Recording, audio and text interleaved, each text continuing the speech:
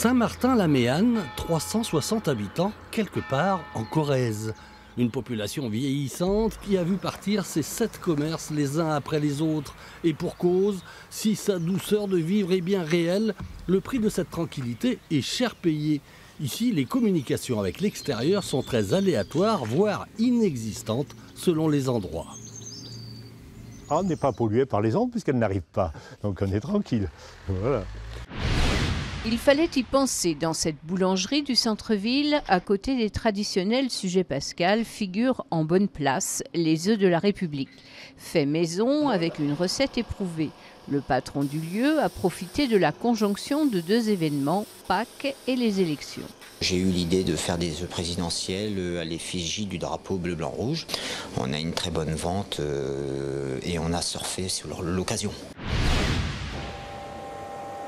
Mondeuse pour le rouge et Chignin-Bergeron pour le blanc, en bouteille ou en tonneau.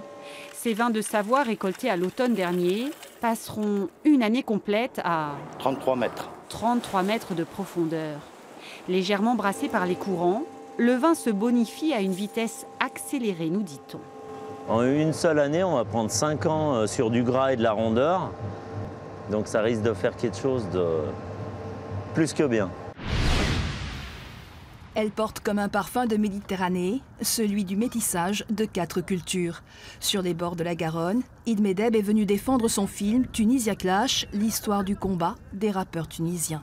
Du temps de Ben Ali, les rappeurs tunisiens chantaient de manière anonyme, sans montrer leur visage. Donc les cassettes se passaient sous le manteau. Les chansons étaient mises en ligne sur Internet, mais avec des surnoms. Et ce qui a changé après la révolution tunisienne, c'est que tout d'un coup, tous ces rappeurs qui travaillaient dans l'ombre depuis une vingtaine d'années sont sortis au grand jour. Et du jour au lendemain, ils sont devenus des stars en Tunisie. Il commence déjà à reprendre ses marques, mais ce bichon et ses maîtres sont encore un peu déboussolés.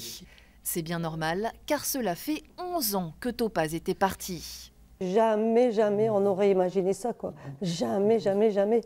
Ça a été lundi quand cette dame nous a appelés, j'y croyais pas. Elle dit, madame, je vous dis que j'ai Topaz devant mes yeux. Je vous garantis que c'est Topaz. De ce fait-là, elle m'a envoyé une photo de Topaz.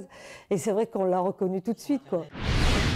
Avec précaution et sans faire de bruit, les scientifiques ont déposé la cage dans une clairière, devant des caméras immobiles, pour que le retour à la nature du lynx soit le moins stressant possible.